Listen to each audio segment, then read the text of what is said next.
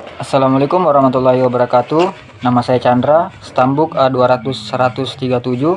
Pada kesempatan kali ini saya akan menjelaskan tentang sumber kewenangan dalam hukum administrasi negara. Ada asas legalitas dalam hukum administrasi negara bahwa semua perbuatan dan keputusan pejabat administrasi harus didasarkan pada kewenangan yang diberikan oleh peraturan perundang-undangan. Jika atas suatu perbuatan dan keputusan oleh pejabat administrasi tidak adanya norma atau terdapatnya norma tersamar, maka kewenangan tersebut harus dipergunakan berdasarkan asas-asas umum pemerintahan yang baik atau Principle of Proper Administration. Prinsip dasar kewenangan. Pertama, pejabat administrasi bertindak dan mengambil keputusan atas dasar kewenangan yang dimilikinya. Kedua, kewenangan yang dipergunakan harus dapat dipertanggungjawabkan dan diuji baik oleh norma hukum maupun asas hukum. Kewenangan dan wewenang. Kewenangan atau authority adalah kekuasaan formal yang dimiliki oleh badan atau pejabat administrasi atau penyelenggara negara lainnya untuk bertindak dalam lapangan hukum publik yang meliputi beberapa wewenang. Kewenangan adalah kekuasaan terhadap segolongan orang-orang tertentu atau kekuasaan terhadap sesuatu bidang pemerintahan tertentu yang bulat menurut Prof. Prajudi.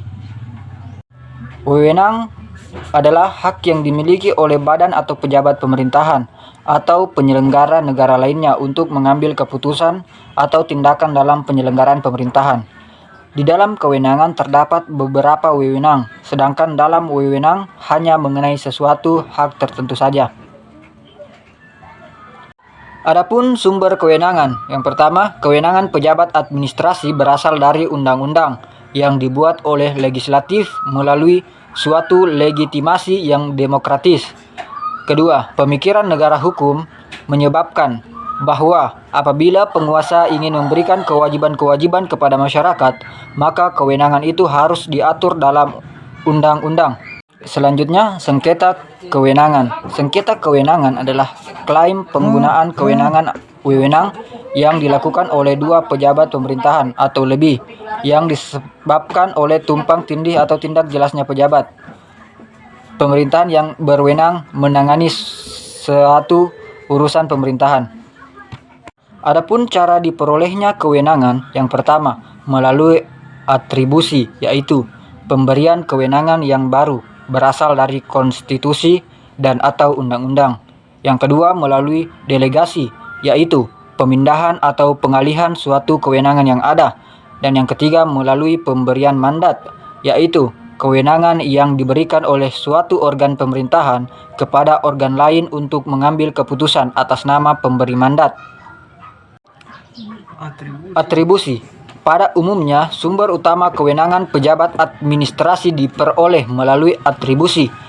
Kewenangan atribusi merupakan kewenangan yang baru dan sebelumnya tidak ada, berasal baik dari konstitusi dan atau undang-undang. Kewenangan atribusi biasanya memuat pembebanan dan kewajiban kepada masyarakat. Contoh-contoh kewenangan atribusi.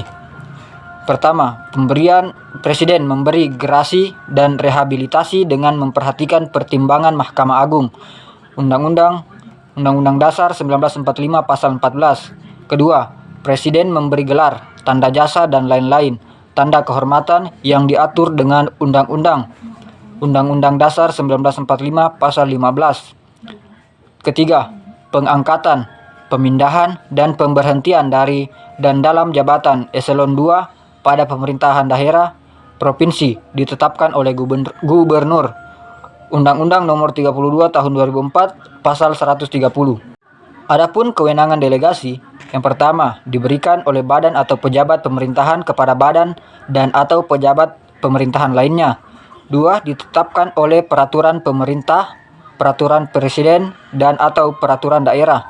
Ketiga, badan atau pejabat pemerintahan yang menerima delegasi bertanggung jawab atas penggunaan kewenangan tersebut. 4. Badan pejabat pemerintahan yang diberi delegasi tidak dapat lagi menggunakan sendiri kewenangan yang telah mendelegasikannya. 5. Badan pejabat pemerintahan yang memberi delegasi tidak dapat memberikan petunjuk khusus mengenai pelaksanaan kewenangan yang didelegasikan. Keenam, badan atau pejabat pemerintahan yang memberi delegasi dapat setiap waktu mengakhiri pemberian delegasi. Adapun contoh delegasi dalam urusan pemerintahan yang menjadi kewenangan pemerintah di luar urusan pemerintahan sebagaimana dimaksud pada ayat 3. Pemerintah dapat melimpahkan sebagian urusan pemerintahan kepada gubernur selaku wakil pemerintah, menugaskan sebagian urusan kepada pemerintahan daerah dan atau pemerintahan desa berdasarkan asas tugas pembantuan Undang-Undang Nomor 32 Tahun 2004 Pasal 10 Ayat 5. Selanjutnya ada kewenangan mandat. Badan atau pejabat pemerintahan dapat memberikan mandat kecuali ditentukan lain oleh peraturan perundang-undangan atau karena pemberian mandat itu bertentangan dengan sifat kewenangan itu. Mandat biasanya berupa pelaksanaan tugas oleh bawahan atas perintah atasan. Pemberian mandat dapat memberi petunjuk umum maupun khusus kepada penerima mandat. Pemberi mandat tetap berwenang untuk menggunakan kewenangan yang telah diberikan. Pemberian mandat dapat setiap waktu mengakhiri pemberian mandatnya. Suatu keputusan yang diambil berdasarkan suatu pemberian mandat menyebutkan atas nama badan atau pejabat pemerintahan yang melandasi keputusan yang diambil. Keputusan yang diambil dapat ditandatangani oleh penerima mandat atas nama badan atau pejabat pemerintahan yang memberi mandat, atau atas nama untuk beliau atau sebagainya. Tanggung jawab tetap berada pada pemberi mandat. Tidak sahnya tindakan atau keputusan. Tindakan dan keputusan yang dibuat oleh pejabat yang tidak memiliki kewenangan tidak sah dan dianggap tidak pernah ada. Badan atau pejabat pemerintahan dalam menjalankan kewenangan berdasarkan 1. Peraturan perundang-undangan yang menjadi dasar wewenang, dan 2. Peraturan perundang-undangan yang menjadi dasar pengambilan keputusan. Penyalahgunaan kewenangan. Yang pertama, melampaui wewenang. Kedua, mencampur adukan wewenang. Dan ketiga, bertindak sewenang-wenang. Melampaui wewenang. Yang pertama, melampaui masa jabatan atau batas waktu berlakunya wewenang. Kedua, melampaui batas wilayah berlakunya wewenang. Ketiga, bertentangan dengan materi peraturan perundang-undangan. Dan akibat hukumnya adalah tidak sah. Mencampur adukan wewenang. Melebihi substansi atau materi wewenang yang diberikan. Kedua, bertentangan dengan tujuan-tujuan wewenang yang diberikan. Ketiga, bertentangan dengan peraturan perundang-undangan. Yang keempat, akibat hukumnya adalah dapat dibatalkan.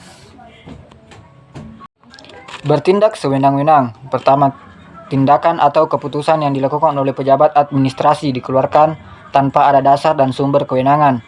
Akibat hukumnya adalah tidak sah. Ya, itulah tadi sedikit penjelasan tentang sumber hukum dalam hukum administrasi negara. Bila masih ada kekurangan mohon dimaafkan. Sekian dan terima kasih. Wassalamualaikum warahmatullahi wabarakatuh.